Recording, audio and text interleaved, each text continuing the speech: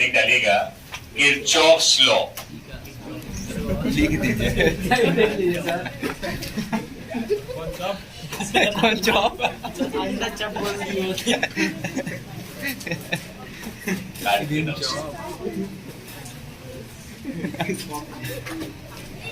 आपको भी तो इंग्लिश पे है तो ठीक है, हिंदी में इसको किरखौफ कहा जाता है, ये अलग ही खौफ है। किरचॉफ्स लॉ, ठीक है। किरचॉफ्स लॉ की बात करेंगे। याद रखिए आखिरकार या कहें हम कि इस लॉ का हम यूज करते ही क्यों है। तो हमारे पास कोई नॉर्मल सर्किट है, कोई सिंपल सर्किट है और उसमें करंट और वोल्टेज को डिटरमाइन करना है तो हम ओम्स लॉ का यूज कर लेते हैं सिंपल। मतलब किसी सिंपल सर्किट में हम यूज करते हैं करंट और वोल्टेज फाइंड करने के लिए ओम्स लॉ। लेकिन जैसे ही हमारे पास कोई कॉम्प्लेक्स सर्किट आ जाता है और उसमें हमें करंट और वोल्टेज को डिटरमाइन करना हो तो उसके लिए एक ही तरीका है, कौन सा? किरचॉफ्स। किरचॉफ्स ने अपने लॉ में दो का टर्म दिया था, एक का नाम था केसीएल और दूसरे का नाम था केवीएल, ठीक है। तो देखिए किरचॉफ्स के दो लॉ थे, पहला लॉ था केसीएल और दूसरा लॉ था हमारा कौन सा बाबू? केवीएल। केसीएल को बोलते हैं किरचॉफ्स करंट रूल या लॉ, किरचॉफ्स कौन सा? और इसको बोलते हैं केवीएल किरचॉफ्स वोल्टेज लॉ। इसको फर्स्ट लॉ कहा जाता है, इसको क्या कहा जाता है? सबसे अच्छी बात है कि केसीएल का एक दूसरा भी नाम होता है बाबू, इसको हम कहते हैं जंक्शन लॉ। कौन सा? ठीक है। इसको कभी कभी किसी किसी टेक्स्ट बुक में इसको पॉइंट लॉ भी कहा जाता है। क्लियर है? फर्स्ट लॉ को आप केसीएल कहें या जंक्शन लॉ कहें या पॉइंट लॉ कहें, ऐसे ही किरचॉफ्स वोल्टेज लॉ को शॉर्ट फॉर्म में हम लोग यही यूज करते हैं।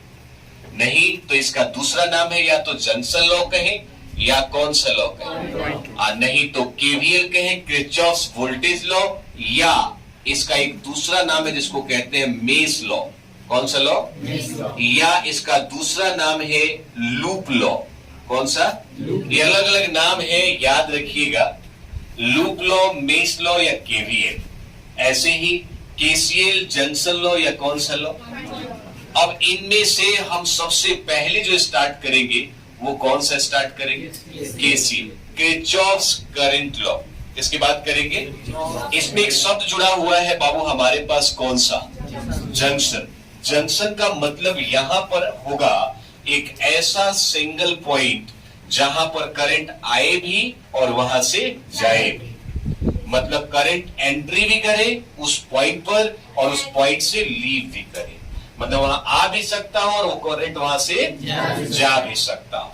तो केसीएल कहता है कि किसी जंक्शन पर आने वाली सभी करंट या वहां से जाने वाली सभी करंट, इन सब का अलजेब्रिक सम किसके बराबर होता है? 0 के बराबर। याद रखिएगा, this law states that each entering current और leaving current, the algebraic sum of these current is equal to 0। समझ में आ रहा है? ऐसे सभी करंट का अलजेब्रिक सम कितने के बराबर होता है? 0 के बराबर। मतलब कि समेशन डाल दीजिए, I इज इक्वल टू कितना लिखिए, यहां पर ये समेशन I रिप्रेजेंट करेगा कि हम बात कर रहे हैं एंट्रिंग करंट का भी और लिविंग करंट। तो इसमें एक खास बात होती है जिसे हम साइन कन्वेंशन कहते हैं। क्या कहते हैं? इसमें ये जानना बहुत जरूरी है कि कौन सा आपका लिविंग करंट है, कौन सा एंट्रिंग करंट है, किस में आप प्लस का साइन लोगे और किस में आप माइनस का साइन लोगे। कंफर्म है? तो ध्यान दीजिएगा, किरचॉफ्स ने कितने लॉ बताए थे बाबू?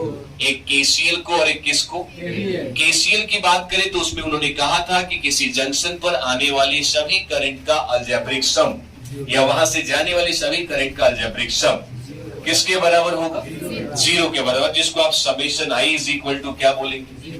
मीन्स ये I जो है दो चीजों को रिप्रेजेंट करता है, पहला एंट्रिंग को और दूसरा लिविंग को, और इन दोनों करंट का अलजेब्रिक सम कितने के बराबर हो? This law is called KCL law, इसीलिए इसको जंक्शन लॉ भी कहते हैं, पॉइंट लॉ भी कहते हैं, या किरचॉफ्स कौन सा लॉ, करंट लॉ। अब सवाल ये है कि किस तरीके से, तो पॉइंट बता दें आपको। तो जैसे मान लीजिए बाबू ये कोई पॉइंट है और यहां इस पॉइंट पर बहुत सारी करंट आ रही है अलग अलग ब्रांचेस से।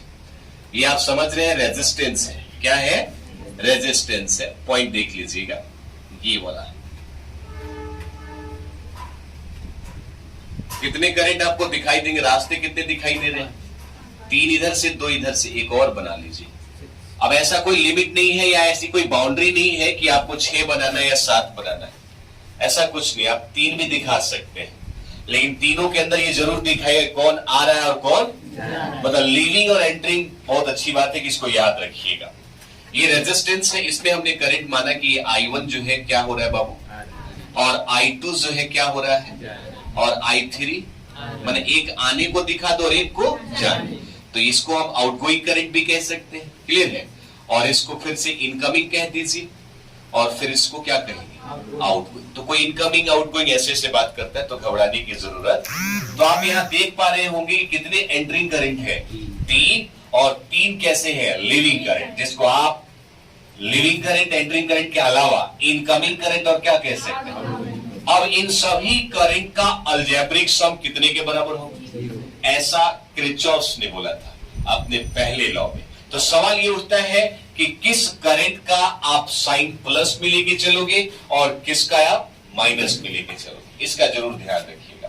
तो किरचॉफ्स ने अपने पहले लॉ में बोला था कि किसी जंक्शन, अब इस पॉइंट को क्या बोलोगे, ये वो पॉइंट है जहां पे सभी करंट एक ही पॉइंट पर मीट करती हैं, और जहां पर सब एक जगह इकट्ठा आ जाए, that point is called junction.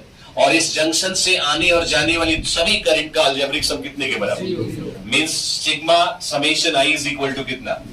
यहाँ एक ही बात याद रखना जरूरी है, साइन कन्वेंशन, किस करंट को प्लस लेंगे, किस करंट को माइनस लेंगे, और सबको ऐड करके कितने के बराबर कर देंगे। अब ध्यान दीजिए, इतना तो स्पष्ट है कि 3 प्लस में होगा 3, क्योंकि 3 आ रहा है और 3 क्या हो रहा है, और तीनों का सम कितने के बराबर, समझ गए ना। तो इधर एक साइड प्लस वाला हो, इधर प्लस वाला हो जाएगा और एक साइड क्या हो जाएगा, और सबका इज इक्वल टू कितना, तो भाई माइनस वाले को एक साइड कर सकते हैं और प्लस वाले को, तो स्पष्ट है कि एक एंटरिंग होगा तो एक कौन सा होगा। तो इसका एक दूसरा स्टेटमेंट भी तैयार कर सकते हैं कि किसी जंक्शन पर आने वाली सभी करंट का अलजेब्रिक सम बराबर होगा जाने वाली सभी करंट के अलजेब्रिक सम के बराबर। यहां पर हम तैयार कर रहे हैं, क्लियर है। इसका दोनों स्टेटमेंट हो जाएगा, the algebraic sum of each current either leaving और entering at the junction is equal to, या algebraic sum of each entering current is equal to algebraic sum of each leaving current. दोनों आपस में कैसे होंगे, इसमें भी दिखाते हैं। पहले काम करें, थोड़ा आप एज इट इज पहले लिखिए, फिर केसीएल लिखिए, फिर लिखवाते हैं। तो केसीएल में आप लिखेंगे दिस लॉ, केसीएल में लिखेंगे this law states that, this law states that each current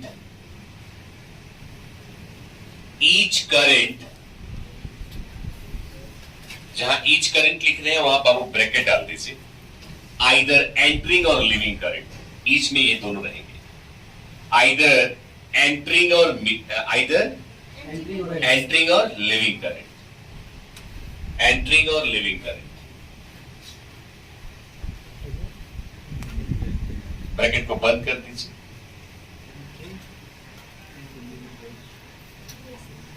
क्या लिखे शुरू में, this law states that each current, उसका ब्रैकेट बंद कर दिया आपने, each current meeting at the junction,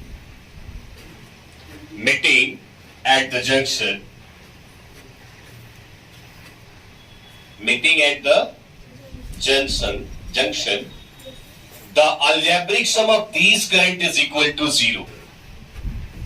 The algebraic sum of these current is equal to 0. The algebraic sum of these current is equal to 0. Is equal to 0. That is sigma I is equal to 0. That is sigma I is equal to 0। Sigma I का value कितना कर देंगे? अब थोड़ा सा इसको लिखिएगा, फिर अभी फिगर नहीं उतारना आपने, अभी फिगर को थोड़ा सा हम एक्सप्लेन कर रहे हैं, फिर हम लोग आगे बढ़ेंगे। बेटा the sigma I is equal to कितना? अब थोड़ा सा ध्यान दीजिए, उसी में नीचे आप साइन कन्वेंशन लिखेंगे। क्या लिखेंगे? Sign convention. साइन कन्वेंशन का मतलब जानते हैं बाबू?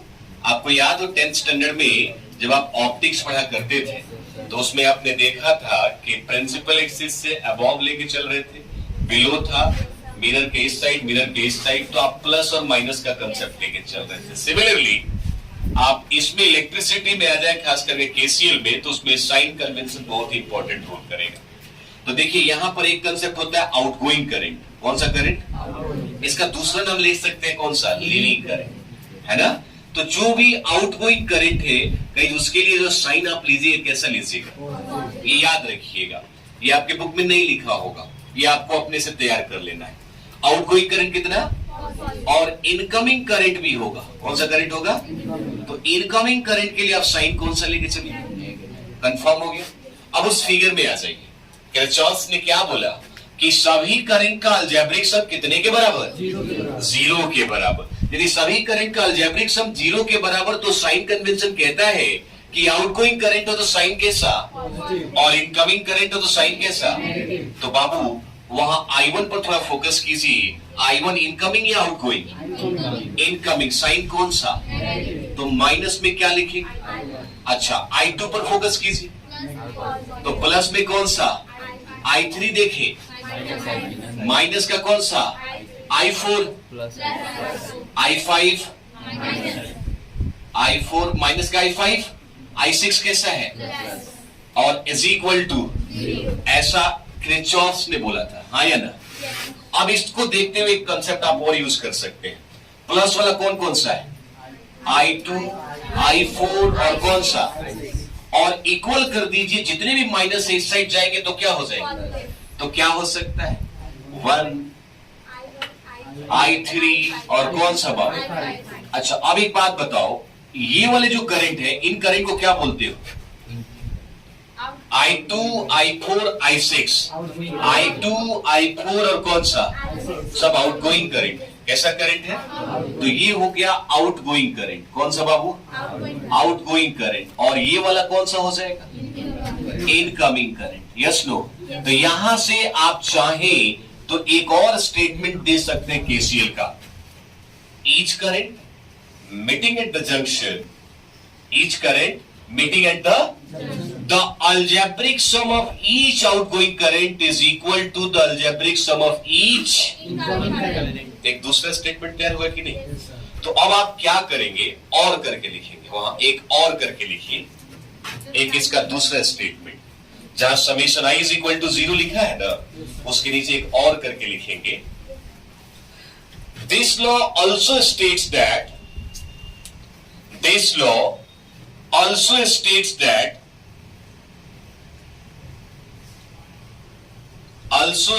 that the algebraic sum of each outgoing current,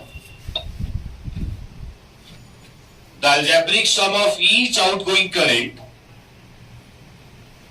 algebraic sum of each outgoing current is equal to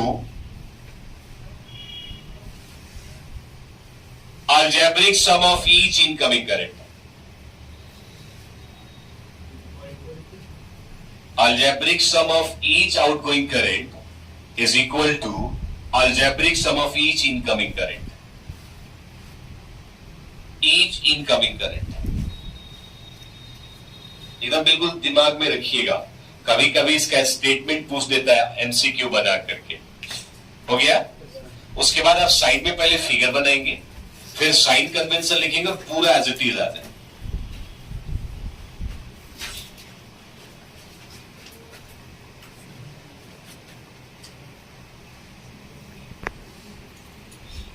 convention को भी देखा कि आउटगोइंग करंट प्लस का हो गया और इनकमिंग करंट क्या हो गया। लेकिन एक चीज, एक पैटर्न हम आपको समझाने वाले हैं, उसको थोड़ा सा देखिएगा।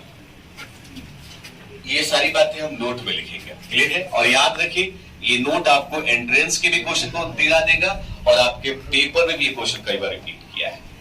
तो देखिए अभी आपने एक बात यहां लिखा, आउटगोइंग करंट में आपने लिखा था I2, I4 और प्लस में कौन सा, और इधर लिखा था 1, 3 और कौन सा, मतलब इधर इवन का इधर का, बट इवन आउट का कंसेप्ट नहीं समझना है हमने, आउटगोइंग और इनकम। एक बात बताइए, यदि हम इसमें किसी चीज से मल्टीप्लाई करते हैं तो मैथ का रूल कहता है तब इधर भी आपको मल्टीप्लाई करना हो, तब तो बात बराबर की होगी। तो इस पैटर्न को थोड़ा सा लिख रहे हैं, समझिएगा। I2 के बाद यहां T लिख दे रहे हैं, I2 के बाद भी T लिख दे रहे हैं। कर सकते हैं कि नहीं बताइए।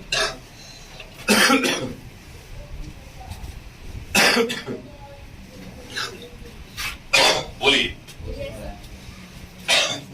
आपको याद है कि I का फॉर्मूला Q/T भी होता है, तो बाबू यहां से Q निकालेंगे तो I इंटू में क्या हो जाएगा, ये I और T को ध्यान से देखिए, यहां पर 2T है, यहां पे 4T है, क्या इतने की जगह पर हम 2 लिख सकते हैं, या 2 लिख सकते हैं, और यहां वाले और यहां पर और ये वाला और ये वाला और ये वाला।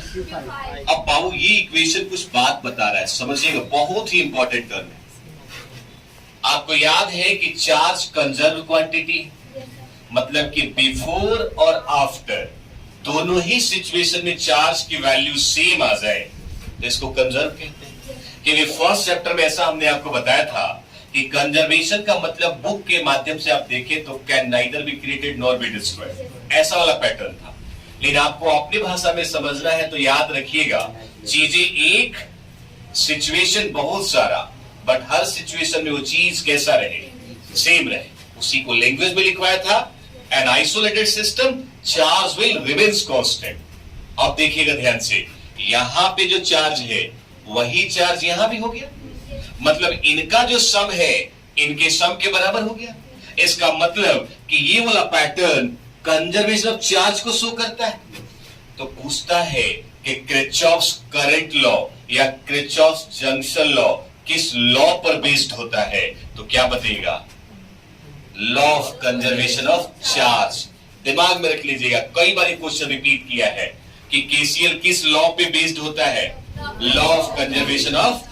तो थोड़ा सा नोट करके पहले पॉइंट में लिखिएगा, कई बार रिपीट किया है, याद रखिए। बहुत सारे जैसे एसएससी वगैरह का पेपर होता है ना, जनरल साइंस का, उसमें भी ये पेपर में आता है। क्लियर है? अभी देखिए हाल ही बीपीएससी का पेपर हुआ था, उसमें फिजिक्स से इतना अच्छा अच्छा क्वेश्चन पूछा था। एक क्वेश्चन ये भी पूछ दिया था, रेफ्रिजरेटर को आप खोल दीजिए, कुछ देर के बाद आपका कमरा ठंडा होगा कि गर्म होगा, तो ये आप 11th में हीट इंजन पाइप में पढ़ा था कि गर्म हो जाएगा, याद रखिएगा क्या हो जाता है। उसमें और भी कई सारे क्वेश्चन था, किसी मिरर के सामने हम खड़े हो जाए और हमारा इमेज बहुत बड़ा दिखाई दे, कौन सा मिरर हो सकता है, एक नंबर का क्वेश्चन था। तो ये चीजें याद रखिएगा। यदि आप बड़े भी इंस्टीट्यूट के बड़े अच्छे लेवल का कोई कोचिंग है, वो किस चीज की तैयारी करना चाहते हैं, तो इसमें फिजिक्स बहुत इंपॉर्टेंट रोल अदा करेगा। बीपीएससी में 10 क्वेश्चन आता है, सिर्फ बीपीएससी 10 क्वेश्चन फिजिक्स से, इसलिए इसको अच्छे से पढ़ेंगे 11th 12th तो 100% कुछ अच्छा होगा। तो लिखेंगे पहला पॉइंट, कौन सा पॉइंट, किरचॉफ्स में के नोट में पहला पॉइंट लिखेंगे किरचॉफ्स जंक्शन लॉ और current law. Kirchhoff's junction law और current law is based or current law is based on the law of conservation of charge.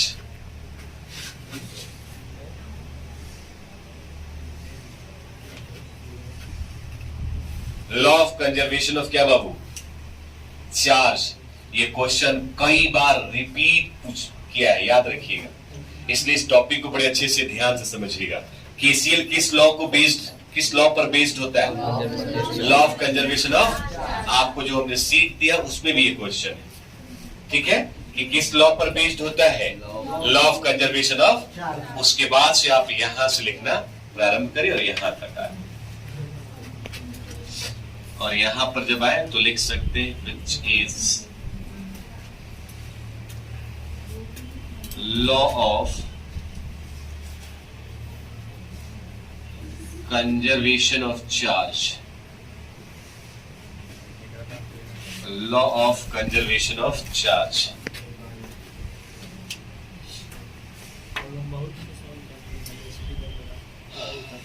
बात करेंगे किरचॉफ्स करंट तो देख लिया ना।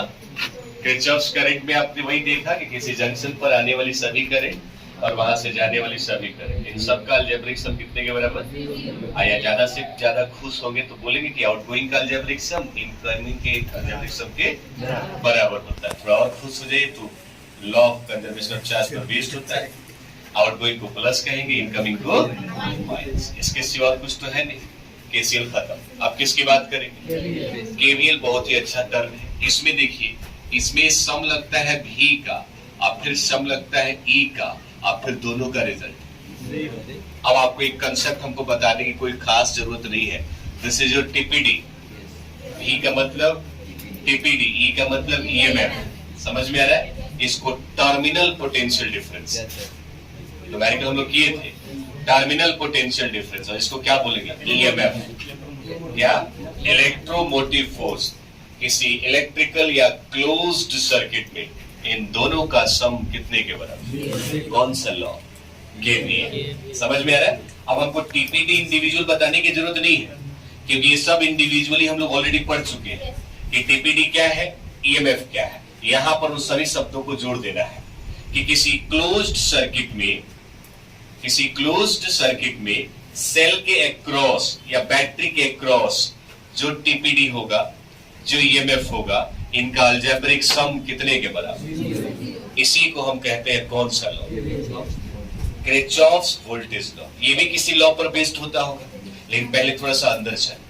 अब भी वाला और ई वाला, चूंकि आपको तो पता है बाबू कि भी का वैल्यू कितना होता है, तो अब जब आप न्यूमेरिकल सॉल्व करोगे, जब आप किसी क्लोज सर्किट में जाओगे, तो यही वाला चीज कभी प्लस होता है, कभी तो आप आज जानना है आपको कब प्लस होगा और कब आपका माइनस होगा। तो उस पैटर्न को हम बोलते हैं साइन कन्वेंशन। कौन सा बाबू?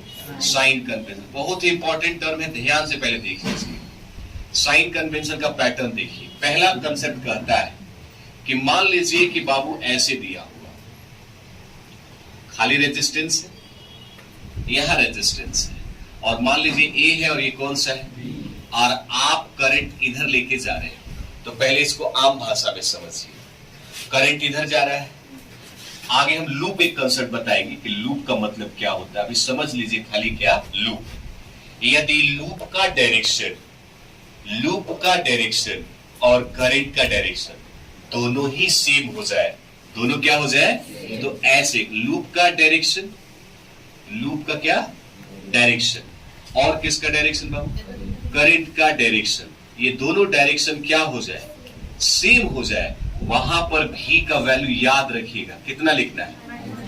थोड़ा सा दिमाग खराब हो रहा हुआ सर लूप को लेकर के, लेकिन जैसे हम सर्किट में एंट्री करेंगे वहां पे इसका मतलब हम आपको समझाएंगे।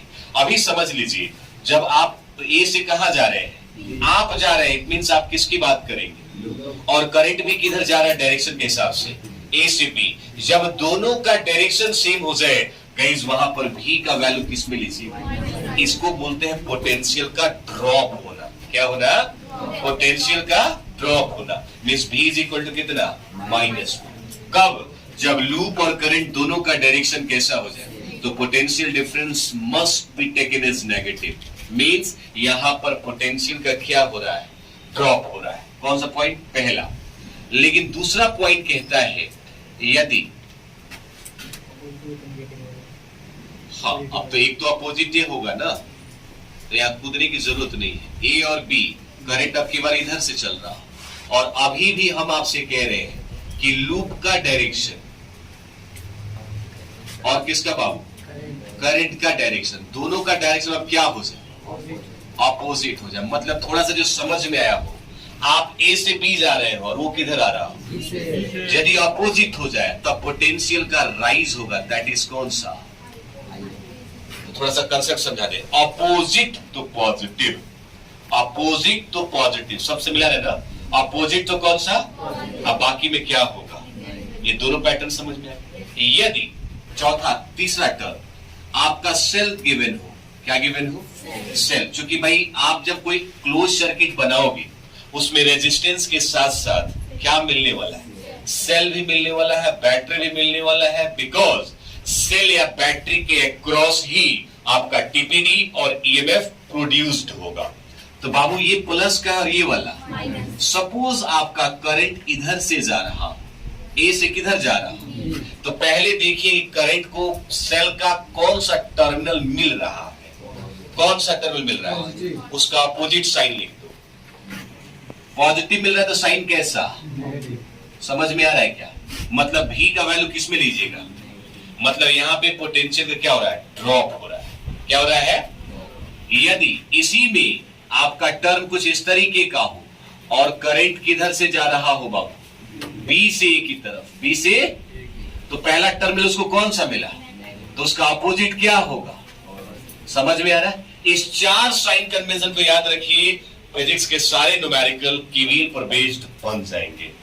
क्या कि यदि आपका लूप का डायरेक्शन, करंट का डायरेक्शन दोनों ही सेम हो जाए तो भी का वैल्यू किस में?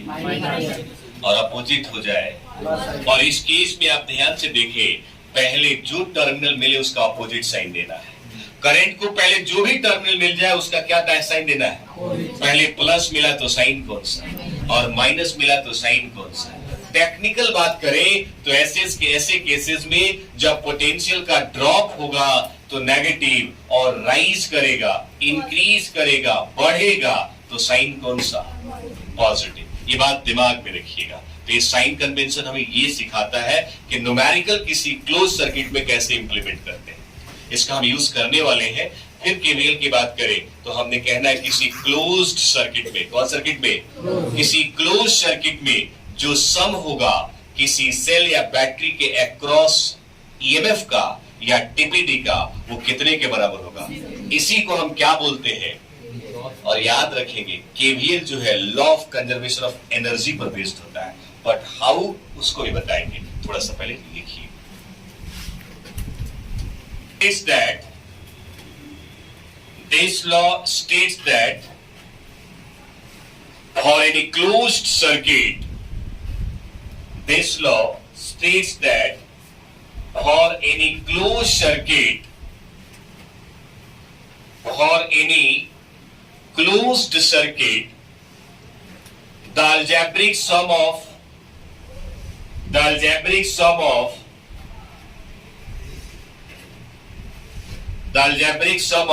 terminal voltage, algebraic sum of terminal voltage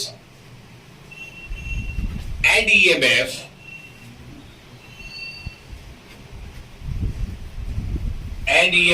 across cell or battery is zero. Across cell और बैटरीज, और हेंस करके पहले आप इसे लिखिए और फिर साइन कन्वेंशन को पूरा लिखिए। किसी क्लोज सर्किट में, इसके पहले केसीएल में बोला है किसी जंक्शन पर आने वाली सभी करंट का अलजेब्रिक सम बराबर होगा जाने वाले सभी करंट का अलजेब्रिक सम, या सभी करंट का जहां पे मीट कर रही है इनका अलजेब्रिक सम कितने के बराबर। आज जो हम बात करने वाले हैं, अब जो बात करने वाले हैं वो केवीएल की बात करेंगे। केवीएल में ये वाला पैटर्न आपने याद रखना है क्योंकि इसी पर बेस्ड हमने इस पैटर्न को समझना है। ठीक है, तो ध्यान से देखिएगा, समेशन ऑफ ही और समेशन ई दोनों का सम कितने के बराबर होगा, ऐसा केवीएल में बोला गया। अब एग्जाम्पल का तौर यदि हम एग्जाम्पल में ले ले बाबू कि एग्जाम्पल का कंसेप्ट कैसे करना है, तो थोड़ा देखिएगा करंट किधर से जा रहा है, प्लस से किधर, ऐसे घूम रहा है ना, ध्यान से देखिए ऐसे घूम रहा है। एग्जाम्पल में हम इस सर्किट को बना रहे हैं, ऐसे घूम रहा है, तो इसका लूप कुछ इस तरह का हो जाएगा, हाँ या ना। लूप ऐसे ही बन रहा है। लूप का मतलब होता है कि जहां से आप चालू होते हो आप खत्म भी कहां करोगे, वही, दिस इज लूप।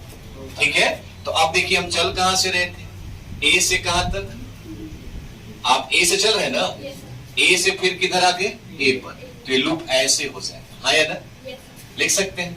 लूप कहां हो गया, ए से बी तक। तो अब देखिए ध्यान से, apply loop law.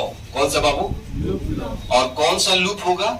A B C और कौन सा? ए बी सी और कौन सा? याद रखिए, जहां से चालू वहीं पे ये लूप अप्लाई करना है और इस लूप में इस 4 साइन कन्वेंशन को यूज करना है। अब देखिए, हमने बोला था कि लूप का डायरेक्शन, तो हम बोले तो आपको समझाएंगे। हम किधर जा रहे हैं? ए से किधर जा रहे हैं? वो लूप का डायरेक्शन है। किसका डायरेक्शन है? तो लूप ए से कहां जा रहा है? तो आप भी ए से बी की तरफ जा रहे हो और करंट भी किधर जा रहा है? तो ए से बी की तरफ जाने के लिए डायरेक्शन क्या होगी? तो भी का वैल्यू माइनस या प्लस? माइनस। तो माइनस में आई आर, आई कितना है? आर कितना है? क्या हम माइनस का 4i2 लिख सकते हैं? बोलो वाले, बी तक कोई दिक्कत? ये करंट यहां पर साइन दिया है, ये साइन हम ऐसे यहां भी तो दे सकते हैं भाई, इधर से ही तो आया होगा। इसका रेजिस्टेंस कितना? लूप बी से कहां तक? आप भी बी से सी तक, करंट भी। डायरेक्शन सेम या अपोजिट? साइन माइनस या प्लस? माइनस में 2 i2 में कितना? i2 plus. समझ में आ रहा है? फिर सी से आप इधर आ रहे हो, डायरेक्शन यही दोगे, आपका भी डायरेक्शन इधर, करंट का भी डायरेक्शन, साइन कैसा? Again minus. कितना बाबू? i1 इंटू में 1 मीन्स ओनली कितना? क्योंकि 1 से मल्टीप्लाई करेंगे, रिजल्ट कितना मिलेगा? और यहां देखिए, यहां बैटरी मिल गया भाई। पहले कौन सा मिला? तो कौन सा साइन होगा? पॉजिटिव। कौन सा? 10। तो प्लस है कितना? और इज इक्वल टू, क्योंकि यहां खत्म ना हो गया। बोलो वाला, अब इसको थोड़ा सा सॉल्व करते हैं। माइनस का 4i2, 2 से मल्टीप्लाई करें तो minus 2i2 minus 2i3 minus i1 plus 10 is equal to 0। i1 ठीक है, माइनस का है। i2 देखो कितनी बार है? 2 बार है ना, तो माइनस माइनस प्लस, तो माइनस का 6i2 माइनस का 2i3 is equal to minus 10। Yes no? कुछ कॉमन ले सकते हैं, माइनस माइनस कॉमन लेके माइनस को उड़ा दीजिएगा तो रिजल्ट होगा i1 plus 6i2 plus 2i3 is equal to, कोई दिक्कत है क्या? ये फर्स्ट इक्वेशन है। अब एक ही सर्किट में कई सारे लूप बनेगा, पूछेगा i1 i2 i3 निकाले, तो मान लीजिए 3 लूप बन गया, तो i1 i2 i3 में एक रिलेशन आएगा 3, उसको सॉल्व करके नहीं निकाल लेंगे। हमारा मेन पर्पस है कि इन 4 को किसी न्यूमेरिकल में इंप्लीमेंट कैसे करते हैं ये पता चल जाए। तो क्या ये concept clear? As it is उतारिए, फिर एक और लूप बना के दिखाते हैं ताकि आपकी तैयारी अच्छी से हो।